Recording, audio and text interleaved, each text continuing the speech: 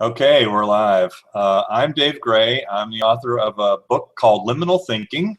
This is the uncorrected proof. The actual book is going to be out in sometime this summer, coming up soon.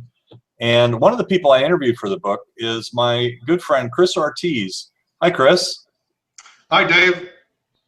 Chris has been, I'll let him introduce himself, but Chris has done a ton of work over the years on a lot of major organizational change initiatives, especially relative to process design and process redesign, and a lot of work in financial services, right, Chris? Yeah, actually, yeah, very much so.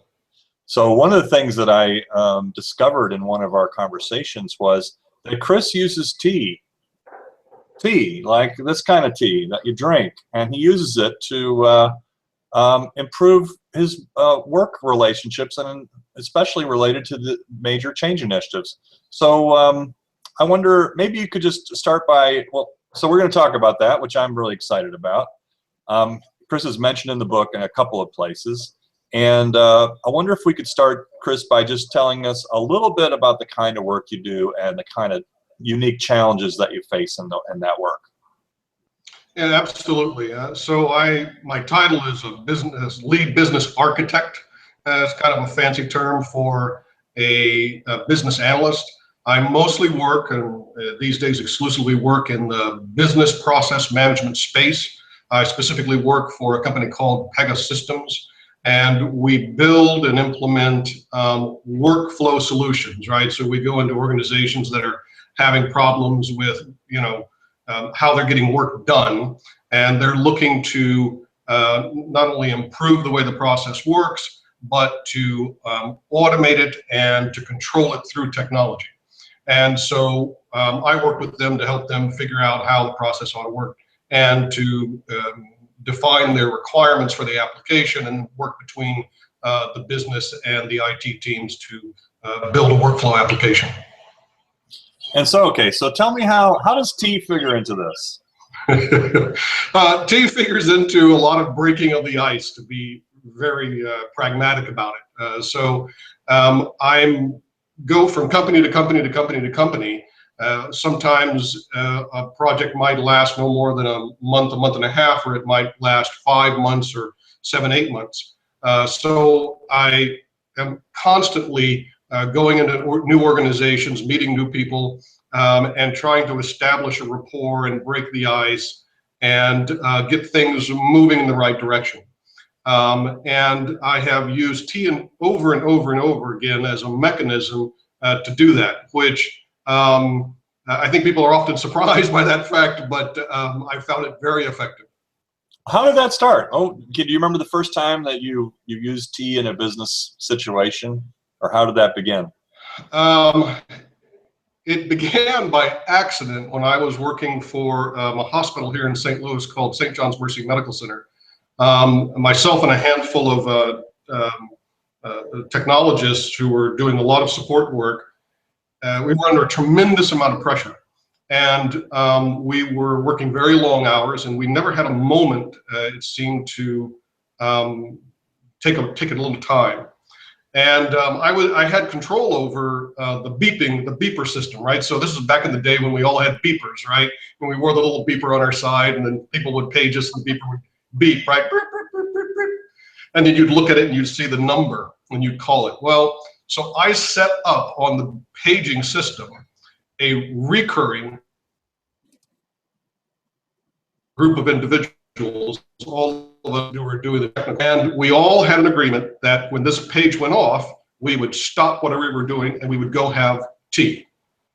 And so at 4 o'clock, this thing would go off, and as an example, I would be in some doctor's office working on a computer, working on some piece of network equipment because of some problem, and the pager would go off, and I would look at the number, and I would see that it was really tea time based upon the number.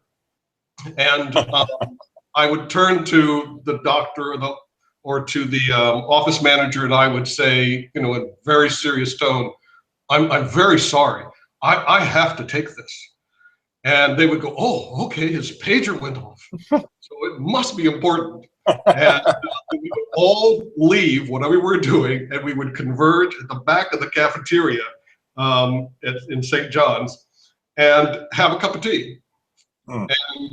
And so we established tea time as a mechanism just to have, 20, 30 minutes in the day where we could cool down before we went into essentially the next phase. And we did that every day for quite a long time, actually, and it was tremendously effective. It improved the day greatly.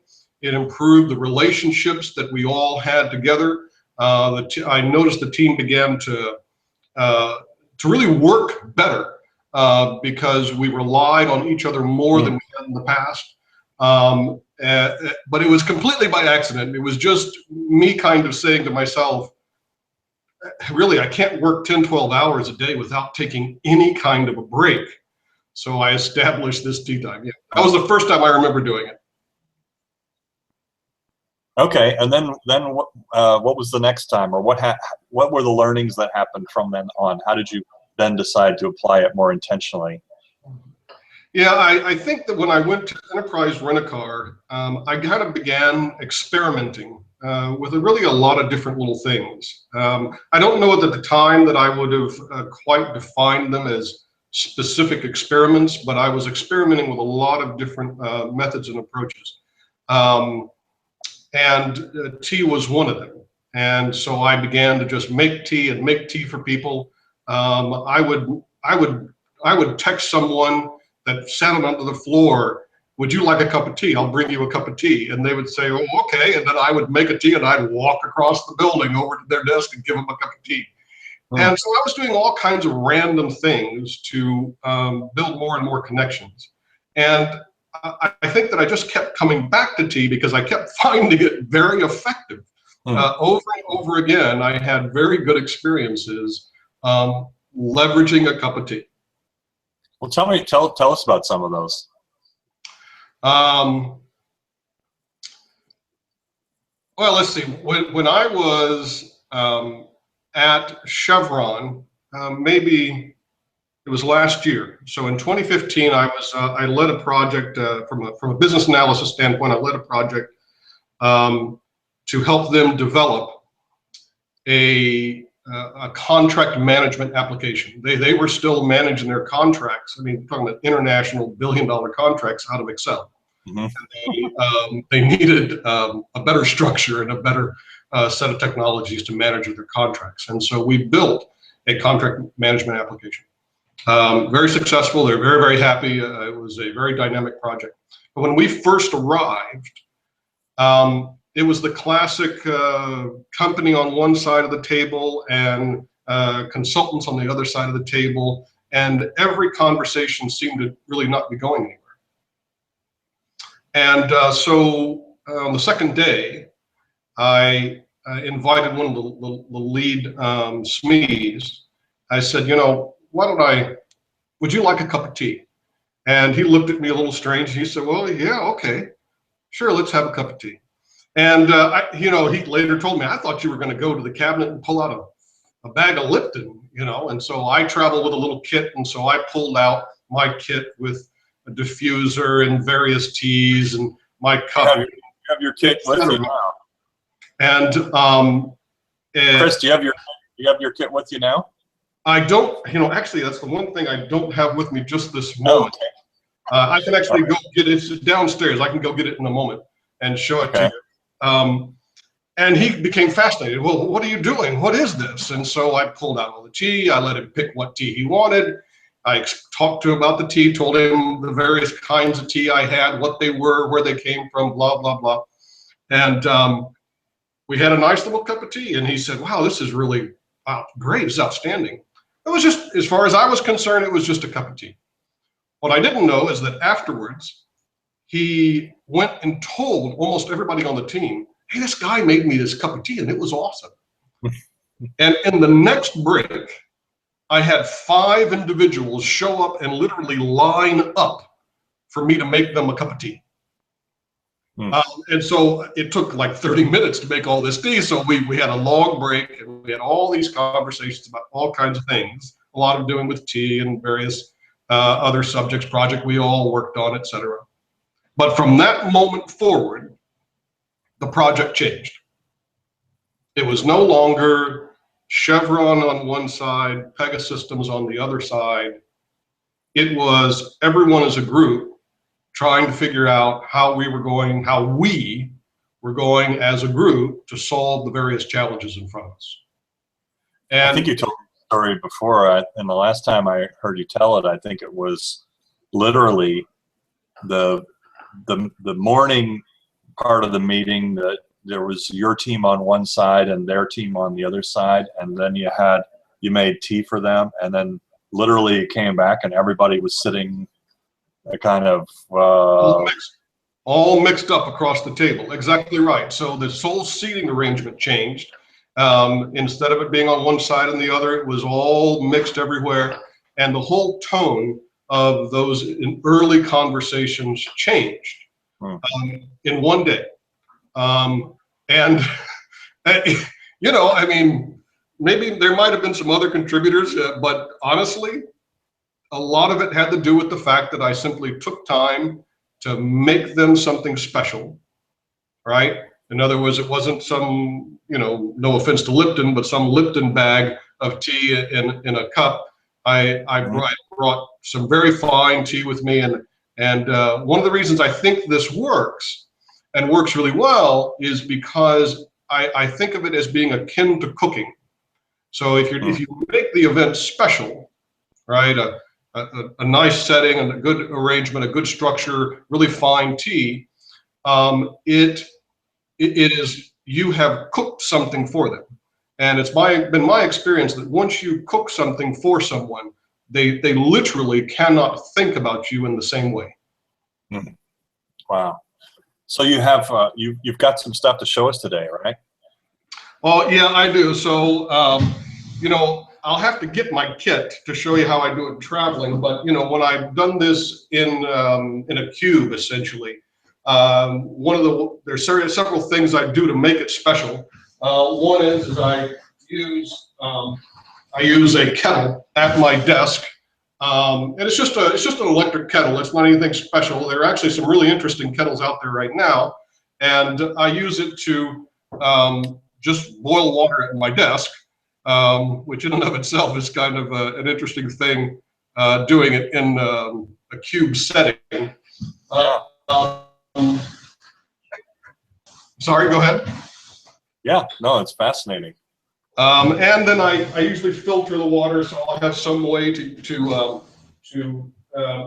the water, and I just use some kind of a filtering system or whatnot, because I mean, after all, making good tea boils down to it's not a complicated thing, right? It's good water, good tea, and some control over temperature and time. That's really what it boils down to, making a decent cup of tea. So so I always make sure I have good water. So and even though those are small things, right? A kettle and a filter, I've been surprised in a cube setting how much those little things impact people and make it special. By the way, I'm a little distracted because I'm making myself a cup of tea as we talk. Yeah, well, do you want to show us how you do it? Sure, absolutely, gladly. So usually, let's see if I can pull this down where you can see it. See that pretty well? Yep. So usually I'll use a teapot of some sort with a diffuser of some sort, right? This teapot actually is fairly large. It looks small, but you're just making a cup for two people. It's pretty good size. And I always use a very fine tea. So as an example, this is actually a first picking Dragonwell. So this tea was literally picked just 2 or 3 months ago. So it's very, very fresh, and Dragonwell happens to be a very, very fine tea. And so I always use loose tea. So this is actually, this is Dragonwell. I want to make Tai Guan Yin. I'm sorry, I forgot what I wanted to make for myself next. This is Taiwan Yin. These particular teas I'm looking at right now come from a website called Verdant Tea, and very fine website. And what they do is they work with co-ops in China with some of the oldest tea groves in the world. So in any case, you can see it's just a little bit of loose leaf tea and some hot water, obviously at the right temperature. So there's some temperature that you have to pay attention to when it comes to tea. Green tea tends to like a temperature a little, not nearly as hot as black tea. And for something like this Taiwan Yin, you don't steep it very long. Now there's lots of different ways to make tea, but the Chinese, if you use the Chinese approach, they don't steep the tea very long. They have they literally will just steep the tea a few seconds. And if I can get a hold of this, I'll pull it out. And that's it. In that case, for making tea like that, where's my cup? Let me get my cup. Thought I had another cup here. Oh, I put my strainer in my cup, sorry. And that's it.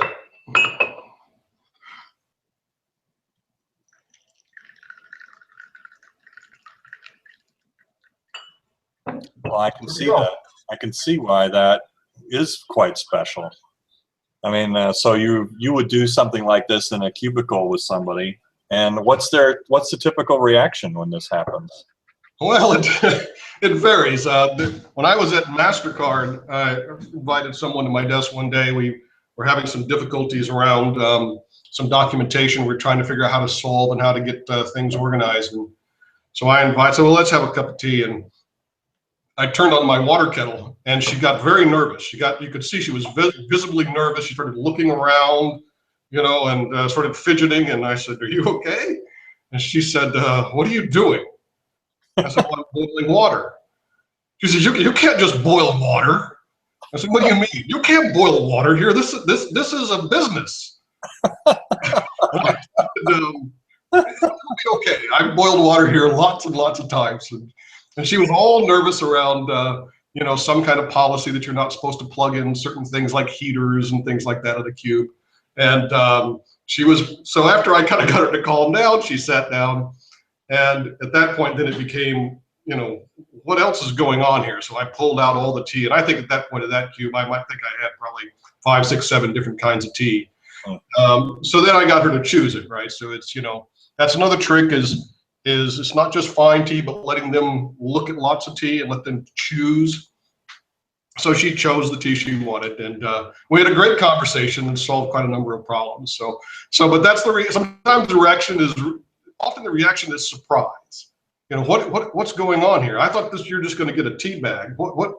And so they're often pretty taken back, which is very useful. It's tremendously useful in the conversation.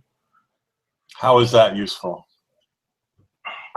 Because it changes the circumstance, right? So a lot of times I'm dealing with problems, and I'm dealing with people who are upset or who are nervous or who are worried, right?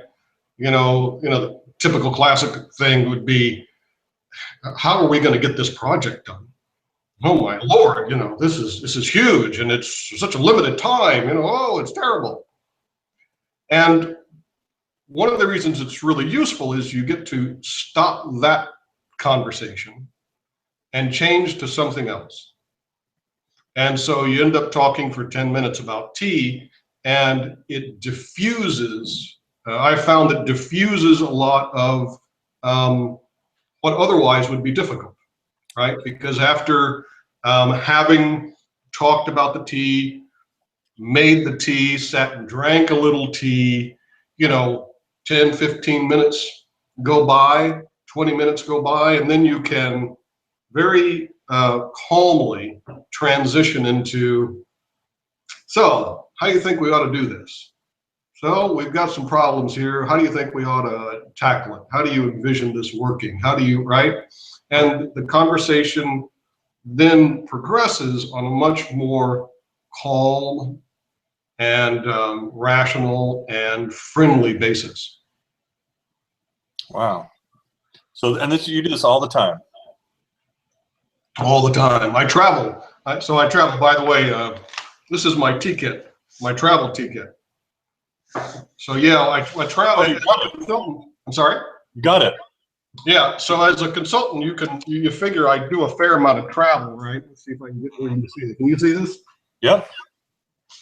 So I travel all the time, and you know, space is when you're traveling constantly, space is always, you know, luggage space is, and you know, your case space is always very limited. So I found this kit from Tivana. They don't actually sell the kit anymore, but it's literally it gives you a couple of tins where you can you know, have some tea. So I happen to be traveling right now with a tea called Jasmine Pearl, which is a great little tea.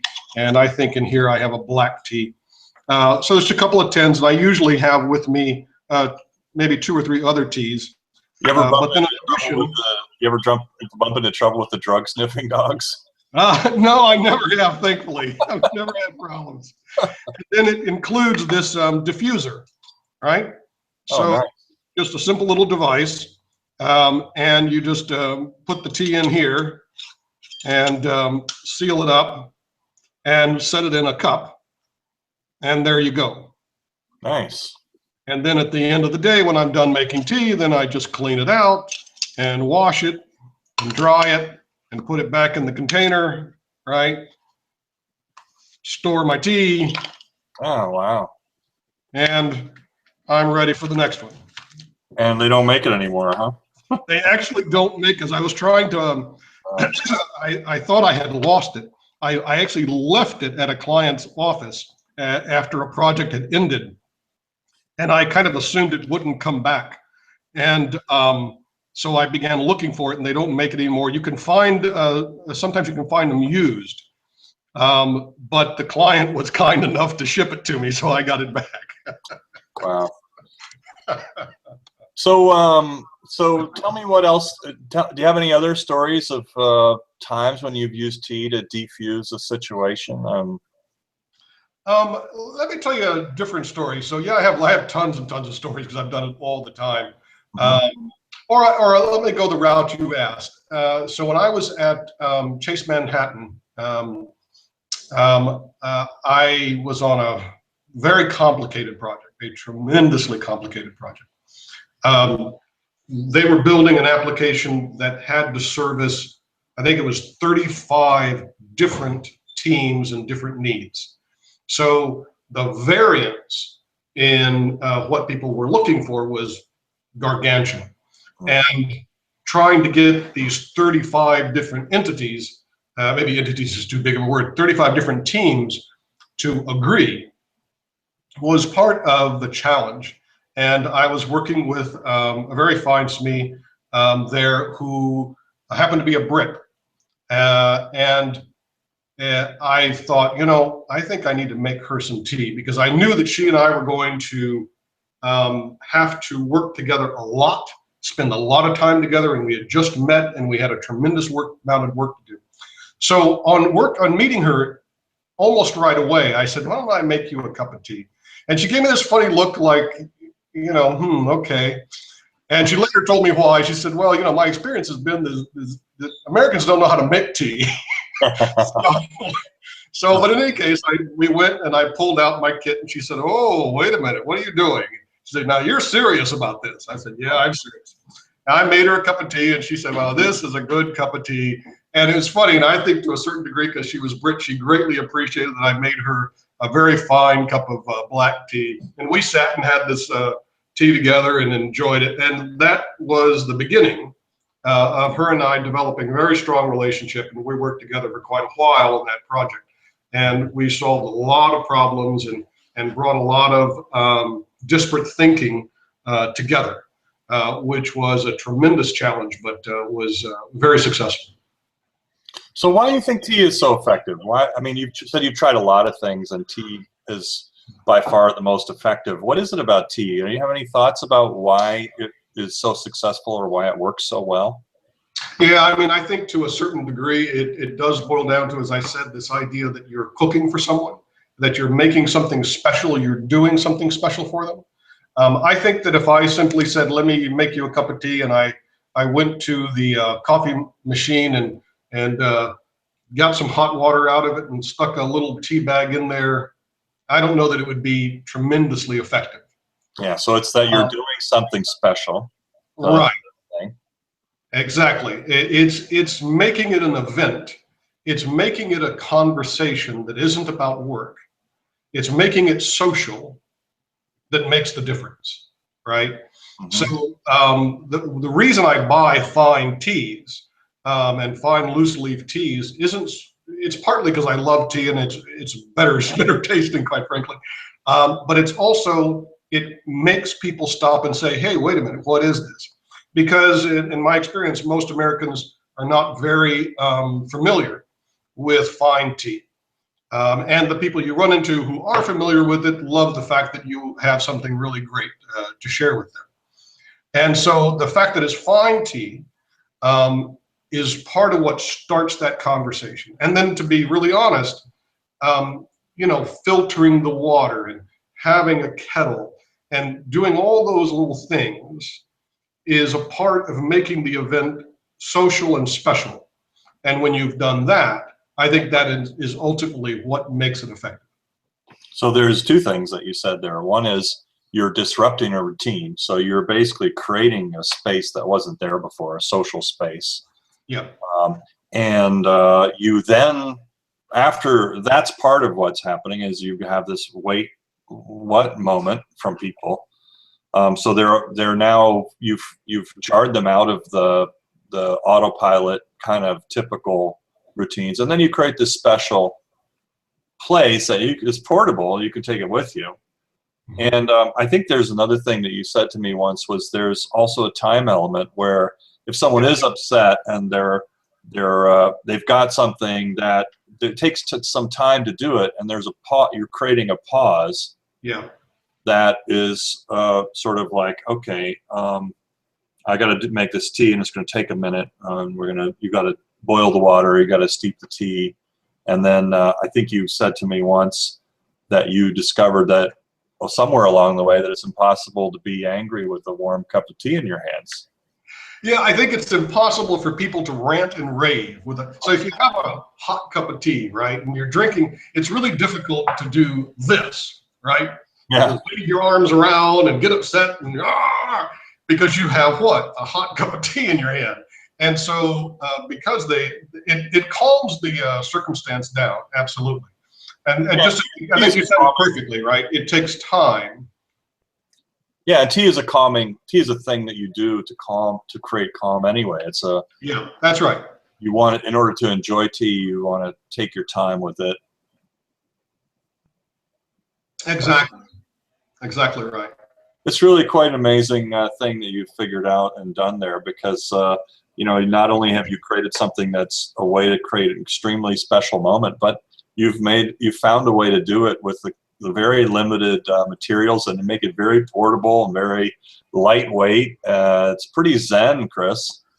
Well, thank you. I'll tell you one other thing that I've used it. I've used it in team building. So when I was at MasterCard, I actually managed at MasterCard the finest team I've ever managed. And there are a lot of factors in that. The individuals themselves are a factor in that. How they were hired, how I managed the team was a factor, that the circumstances. But one of the things I did that I'd never done before there is I encouraged the team as a team to have tea time. Almost everybody in the team ended up with a bit of a setup like I have here at their desk. Mm. And so they would make tea for themselves during the day. They would make tea for each other during the day. And there are two things that I would say that were remarkable in it that make good stories, you might say, for that, about that team. I had an executive, my executive, call me one day and asked me to come and chat with her. And when I got in there, she wanted to talk about the team, and I said, okay, okay, all right, what, why? And she said, well, I'm curious about how you've got this organized and what you're doing. I said, yeah, well, that's why. She said, well, it's one of the best teams in my whole division. I said, well, define for me what you mean by a best team. And she said, well, one is quiet. She said, I don't ever have noise out of that team. She said, you wouldn't believe the drama and noise I have elsewhere. And work goes in and work comes out. It's very productive, and never is there a sound. She said, I want to understand how you're pulling that off. And we talked about a lot of things that day, but they were all very typical things. One of the things that I would say I hadn't done quite in the same way in a team was I had fostered this idea of tea time with them. And that team was tremendously tight, bound together, worked very hard, was very productive. And here's the interesting thing about the team is I've left MasterCard some years ago, and quite a number of those individuals have left MasterCard, but that team actually still makes time to get together about once a quarter, and they go out to lunch or to breakfast or happy hour. When I'm able and I'm in town, I go with them, but they still make time to get together and see each other. Very best team I ever managed, and to be honest, I would attribute some portion of that to, as silly as it might sound, to tea time. So you said you had 2 stories from MasterCard. Is that both of them? Yeah, that's essentially the 2 biggest ones. Yeah, the other one I told you was about the woman who came and was all concerned about me boiling tea. Wow. Well, that's great, Chris, and I really want to thank you for your time. I know you've got plenty of work to do, and this time is very valuable. So I wonder if there are any more thoughts you want to leave us with, any more of your lessons learned, tips, tricks, how to defuse situations with a diffuser. With a diffuser, oh, that's good. I like that. I'm going to use that. I would say that more and more in business, we need to recognize that social is not a 4-letter word, right? We tend to think of business and business settings as being, it's got to be all business. But the fact is that social work makes groups and makes individuals far more productive. And the value you get out of, let's call it small, contained social activities, the value you get in productivity out of that is tremendous. And that's something that I think we, as an industry, as a country, need to become more and more aware of and leverage more and more. So thinking about the social aspects as really important, and finding ways to invest time and energy in just forming those connections, creating a sense of community. Yeah, exactly. Well, thank you, Chris. This has been really valuable and really educational, and I hope other people feel the same way. Are you on Twitter, or is there a place where people can find you if they want to follow up? The best place to find me is on LinkedIn. LinkedIn, okay. That's the best place to follow me. I have a Twitter account, but I don't use it a lot. I leverage LinkedIn a great deal. That's really the best place to connect with me. Okay, great. And anyone who wants to follow this or ask Chris a question can also just message, use the hashtag LinkedIn on Twitter or anywhere else, or sorry, the hashtag Liminal Thinking.